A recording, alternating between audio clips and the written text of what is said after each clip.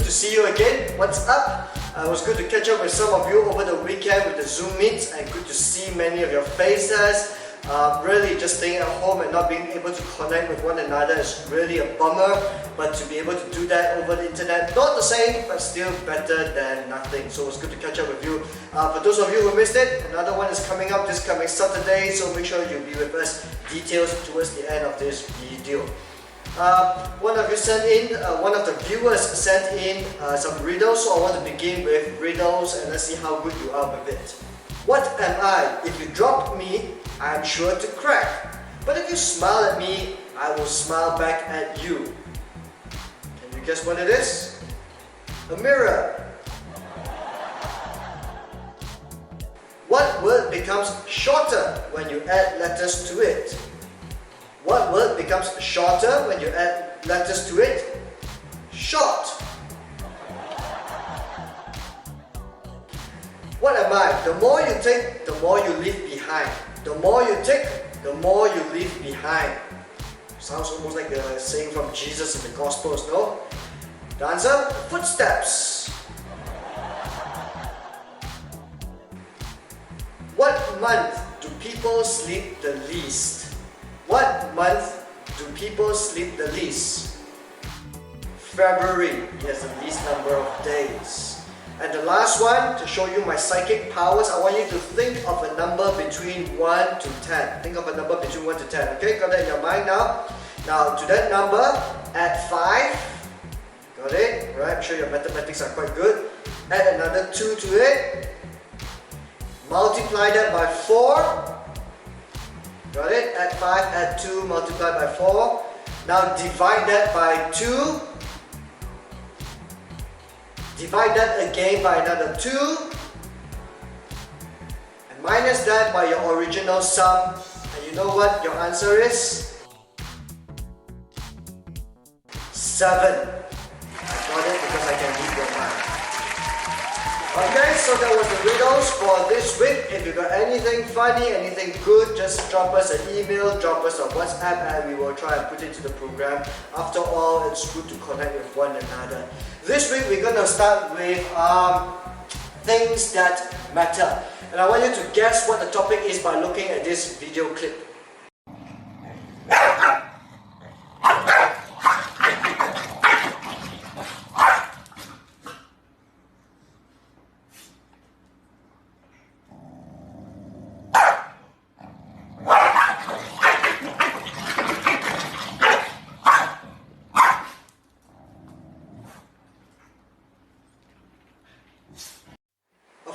Send me that video clip, and it's quite likely to be happening in our homes right now because of the lockdown where we're all staying at home. Not so much two dogs fighting, but really between brothers and sisters, between us and our parents, or even between your own parents. More and more bickering, more and more fighting. We tend to step on each other's toes more and more. Well, today I want to deal with a sensitive topic that's hardly dealt with. In fact, as I did my research trying to find out more about this topic, I really couldn't find out much about it, and it was quite sad because it is a very important topic.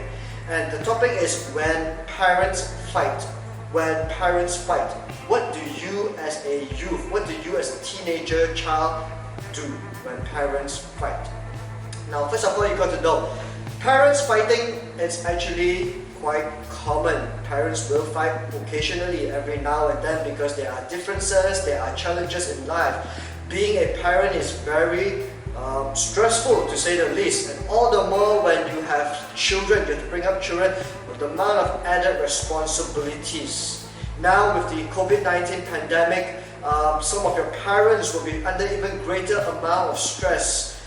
They may not show it to you, but really there's a lot of challenges, not just to do with health, but to do with work, to do with finances. The world economics is going down the dumps, jobs are being lost, businesses are being closed, and so all this adds on to a lot of stress. And this stress sometimes manifests itself in fighting between your father and your mother. It may not have to do with that personally, but it's to do with an issue that's happening at work, and it could overspill into the marriage as well. The question is what to do when your parents fight. I want you to know that how your parents fighting affect you depends on them and also on you.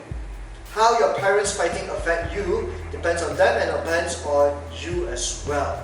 And so let's begin with depending on them. Let's talk about the parents fighting, because it's not a topic that we openly bring up.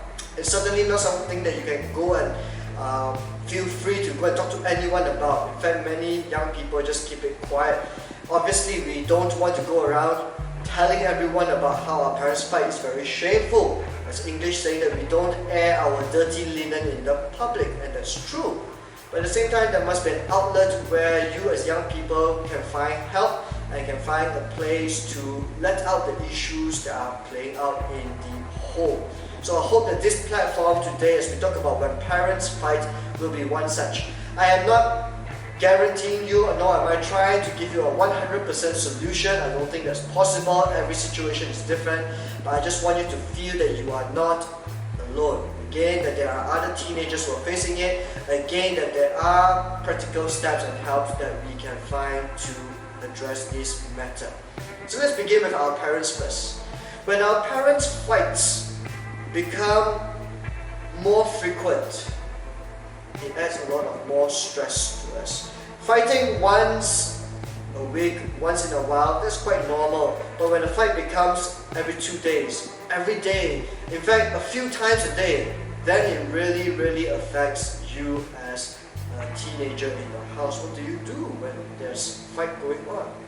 When parents' fights escalate, first it begins with just disagreements, then it goes to name calling, then it goes to shouting, it even goes to threats, and unfortunately it can even move on to becoming physical, where there's physical abuse or emotional abuse. That is extremely stressful to be in a house that has such situations going on. Or when parents' fights result in a tense silence in the house. When your parents do not speak to one another, they avoid each other. And the worst thing, you know what? They make you as their son or their daughter become the messenger. Tell your mother this, then your mom will reply, say, tell your father this, and you get caught right in between. What to do? It's really a very stressful, a very miserable, a very worrisome place to be in. And unfortunately, there are also long-term effects out of these situations. You know, when I was doing my research for this topic on the net, one of the authors was recalling how she grew up with her parents constantly fighting. She described it as such: every time when her parents fought at home, it felt as if the air had been sucked out of the room. It felt as if though the air had been sucked out of the room. That's a very powerful way to describe how she felt as a teenager in such a situation. The long-term effects of adolescents growing up in homes where parents are fighting are also well documented, well studied by psychologists and doctors, psychiatrists as well. It can lead to a child feeling emotional insecurity. It can lead to a cold relationship between the child and parents because they do not know what to do or how to relate.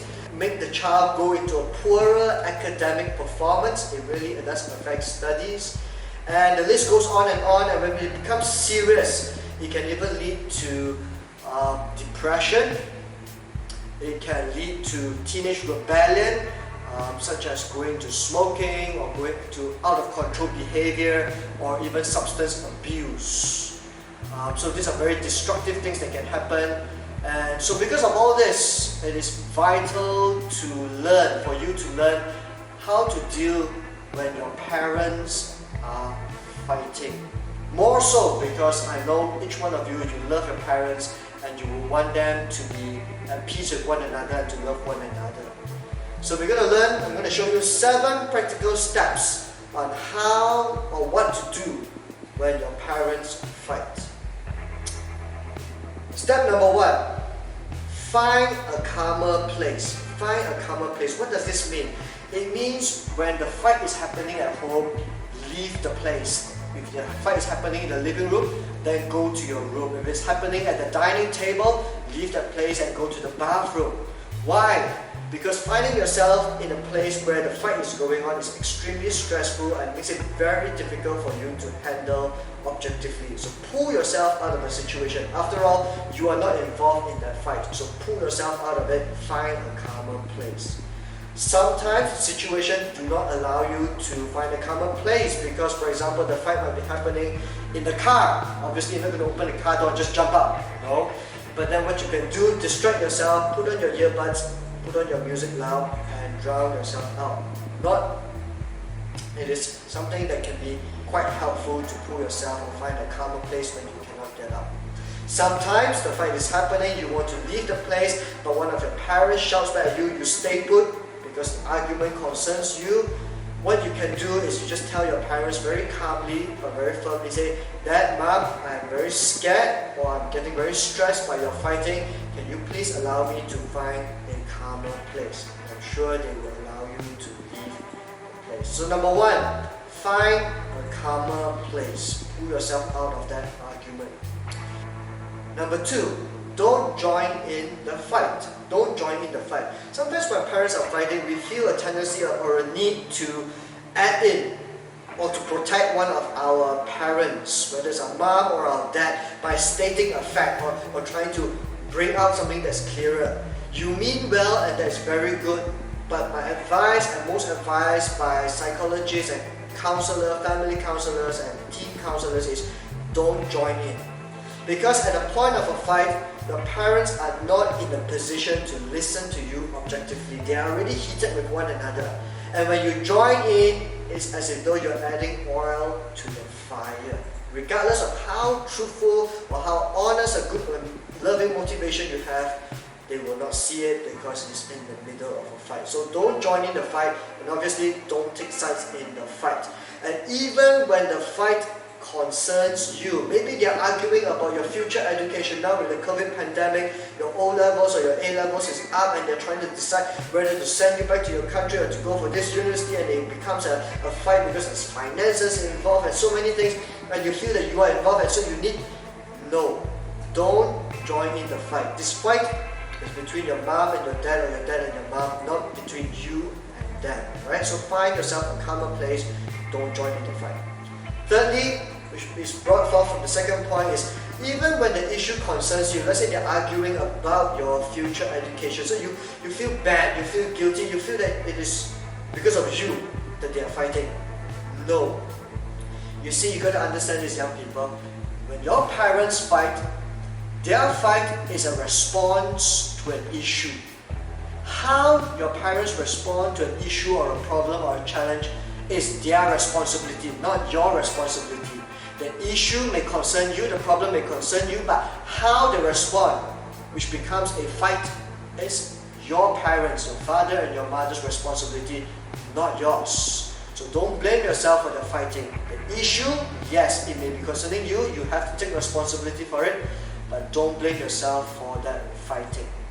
Now, having said this, you also need to humbly and very openly look at yourself. Why is it that you are causing an issue?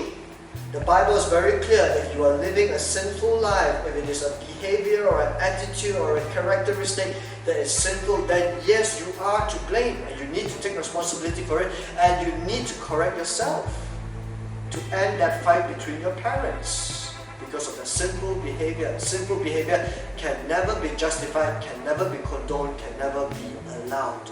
You need to take responsibility, you need to confess, you need to repent of it and stop it so that your parents' fight will stop. But more often than not, the fighting between your parents is not over your sinful behavior, but over issues that are grey, neither black nor white. It's grey. It is something that you want, but one of your parents say yes, the other parents say no, and it escalates and becomes bad. Then you've got to ask yourself this question: is what you want worth your parents fighting over it? Sometimes, young people, some of you can be quite manipulative, and you will pit one parent against the other parent. You know your daddy has a soft heart for you, so you will go to your daddy to get approval when your mom has already said no. That is a very, very irresponsible behavior to do. pitting one parent against another because you're causing disharmony, you're causing fights, and that is very unbiblical, very unchristian. You shouldn't be doing that. So don't cause your parents to fight against each other so that you can get what you want. However, if it is something that is important, if it's something that is big and important in life, then yes, we will come to that point later on. But if it's over small things, please search yourself, alright? Coming to our fourth point, thankfully as Christians, we not only can avoid all these things, there is an outlet we can go to. And here is something that's very important. Pray regularly. Last week, Pastor Lee brought us a very powerful message, how to make the impossible possible. And some of you have been going through years in your home where your parents have been fighting and it seems impossible to ever stop them, impossible for it to ever change. Well, you heard God's word last Friday. It is possible for God. What do you need to do? Number one, Pastor Lee told us, focus on God, not on the problem or on your self-abilities, your ability to stop the argument. So how do we focus on God? No better way than to pray. Pray regularly, pray daily. Young people, for your parents. Bring them before God. Ask God to bring solutions. Ask God to bring peace. Ask God to bring reconciliation. Ask God to bring hope. Ask God to bring wisdom. There's so many things you can pray for your parents. And in doing so, you can be such a blessing to them. Secondly, Pastor Lee also told us, don't just believe but exercise our faith. And prayer is really faith in action. We don't just say, oh yeah, God knows about it, but we do something about it and bring it before God in prayer. So very practical step, young people, I encourage you to do it daily when your parents are fighting. Pray for them. Now watch your prayers, make sure your prayers are not for you to get your way, but your prayers are for your parents to find reconciliation, find forgiveness, to find love. And in so doing, peace and harmony will come back to the home and to you as well. Philippians chapter 4 verses 6 to 7 tell us, do not be anxious about anything, and that includes when your parents are fighting, but in every situation by prayer and petition, with thanksgiving, present your requests to God. And the peace of God which transcends all understanding will guard your hearts and your minds in Christ Jesus. Young people, there is great power in prayer. Even last week in our midweek chill, we found that when we talk about managing stress, when Chris and Steph was telling us, prayer brings peace to the hearts and to our minds. And you know what? When you come before God in prayer, it's not only just for praying for your parents, but in that prayer time, God can also bring healing, because you as a witness, you as a child, you as an adolescent caught up in that situation, you will get hurt when your parents are fighting. But God can bring healing. God can take away that anger. God can take away that frustration. God can take away that sadness. God can take away the anxiety. So come to God prayerfully, regularly, and let God heal you, young people. Number 5.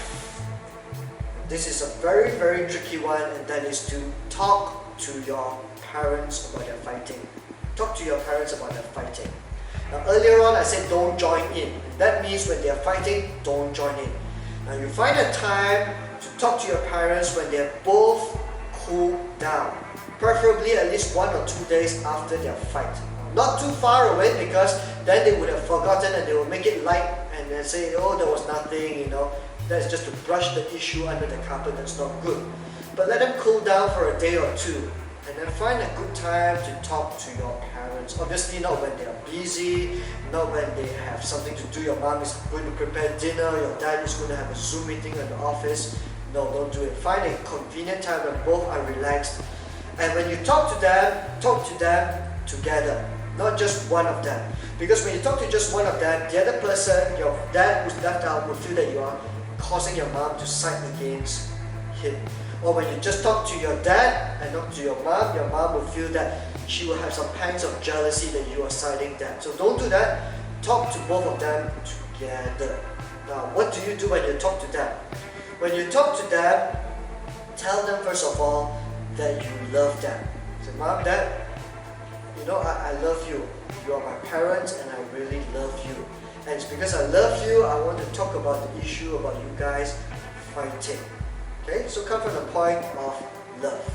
Secondly, talk to them and tell them how you feel. Now, when you talk to them and tell them how you feel, tell them honestly that, you know, when you guys fight, mom, when you all fight, I feel scared, I feel anxious, I feel worried, I feel frustrated, I feel insecure. Tell them how you feel, because as parents, they are responsible for you, and it's important for them to know how their fighting affects you. Thirdly, tell them that you are praying for them, that their fighting hurts you, and that's why you are praying, so that they can understand that you are doing what you can do for them, and they will see how your love translates into prayer for them. This helps to soften their hearts and their minds and be more open to conversation. So tell them that you are praying for them. Obviously, you must be praying for them in order to be able to tell them that.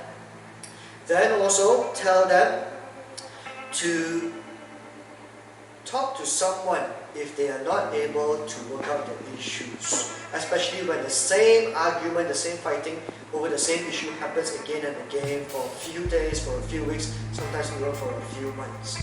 Encourage them. Dad, Mom, why don't you find a third party to speak to, someone who is impartial and can be objective, and to help sort out this matter, because it really hurts me to see you guys arguing, and I'm sure it hurts you guys as well, and that you will want love and forgiveness and peace to come back into the relationship.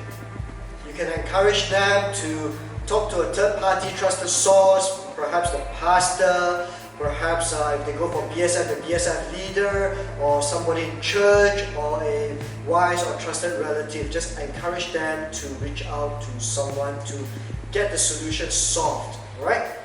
Next, sixthly, reach out to a trusted person. Reach out to a trusted person. Now, this one is for yourself, young people, because you also need to learn how to deal with the situation when your parents fight. And a very important one is that you reach out to a trusted source. Now, the key word here is trusted, right? Very commonly, when you are facing this kind of situation, you may be sharing or talking to it with your best friend in school, or some other friend somewhere or somewhere else online. Now, while it is normal, I need to inform you, sometimes it is not the wisest thing to do. Why? Because sometimes when you tell your friends this, instead of your friends helping you, they tell them how crappy their parents fighting are also. And this only adds fuel to the fire that you feel, the disappointment, the bitterness, the discouragement about your parents fighting. It doesn't help by your friend telling you they are also in the same situation. Or sometimes your friends or the source that you're sharing with don't help you very much because they point you in the wrong direction. In fact, many teenagers get into substance abuse because of this. They have problems, they tell it to the friends of the wrong person, and the person points them to cigarettes, to drinking, to drugs, to partying, to rebellion. Really, that is not really helpful at all. What will be helpful, young people, is that you will reach out to a trusted adult. Right? This could be youth pastor, Pastor Lee, could be myself, could be any of your youth teachers, could be your relatives, one of your uncle, auntie who's wise, who you can see model a very good marriage relationship, maybe with your grandparents. But essentially, to an adult that you can confide in, one that you know will hold things in confidence and not gossip or try to give you bad advice. And really, this will help you very much, young people. Don't carry it along on your own when your parents are fighting. Don't pen it up inside, because it can, as I said at the start of the video, result in very negative long-term issues for yourself. So find a trusted adult source that you can share with.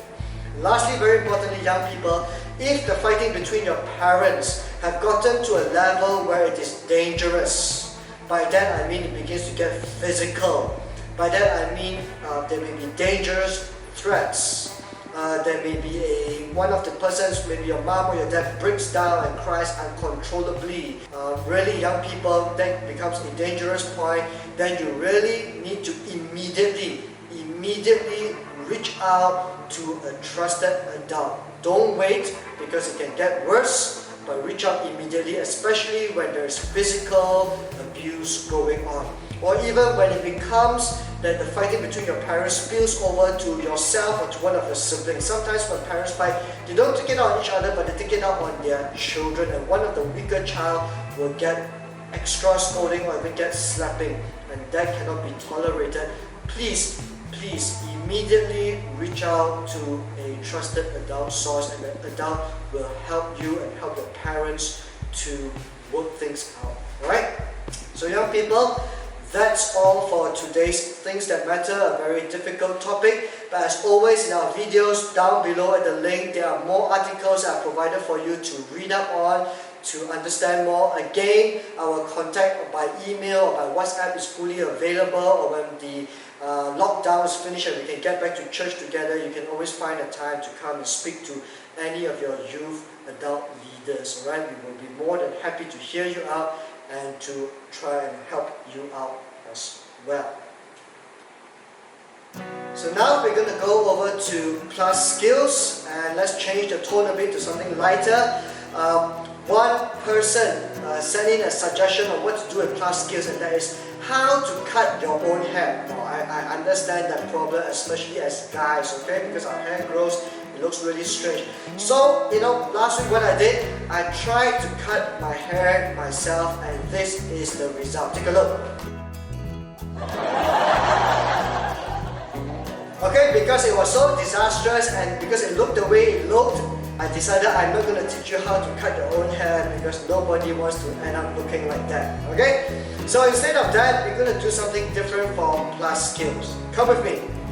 Welcome to class skills. So you can see, young people, right in front of me today, I'm going to encourage you to teach you to do house chores. House chores, alright? You always thought that class skills is to do fun things. Well, class skills is to teach you skills that are useful for life, and doing house chores is very important. We've got another few more weeks of lockdown, and I really encourage you to help your parents out with house chores. Sometimes parents fight with one another because they get stressed out over house chores as well. So with you doing some of it, you can help to relieve the stress and maybe reduce the amount of fighting going on at home. Now for those of you who think that house chores are for sissies, I purposely set up all this before me. As you can see, there's so many things actually involved in house chores. Now for myself, my house, I am the one who do the house chores, from the sweeping, vacuuming, laundry, washing the bathroom, doing the ironing, wiping the house. I do it all, alright? And I can tell you, you can say it's no fun. After 2 decades or 3 decades plus of doing house chores, I agree with you, it's no fun. No matter how I try to find a way to make it fun, it's no fun. But it is still something that needs to be done, so I will encourage you to do it, okay? Now, I want you to see, there's actually a lot of things required for doing house chores, and it's not as easy as it seems, okay? I'm not actually going to teach you how to do it, because each person, each household has their own way of doing it. Your dad, your mom may have their own way of doing it. So what I'm going to encourage you is just to offer yourself to mom and dad. Say, Mom, Dad, can I help out with the house chores? Maybe to do with washing the toilet, alright? Maybe to do with vacuuming the carpet of the house. Maybe to do with mopping. Okay, mopping is hard work. A bucket of water is heavy. Maybe it is to do with washing dishes, because the detergent is actually very bad for your mom's hands, so you can volunteer every now and then. Of course, if you're going to use the iron, please check with your parents first, because it's dangerous. Maybe washing your dad's car, maybe sweeping the garden or sweeping the courtyard. So make sure you get involved in some house chores, young people. It's a very important skill. One day you're going to be adult, one day you're going to move out of your house, one day you're going to be living and starting your own family. You need to learn how to do house chores as well. So be someone who is beneficial and also supportive of your household during this lockdown. Do your house chores and make your house clean. Stay home, stay safe. God bless you, young people. Have a great week. Take care.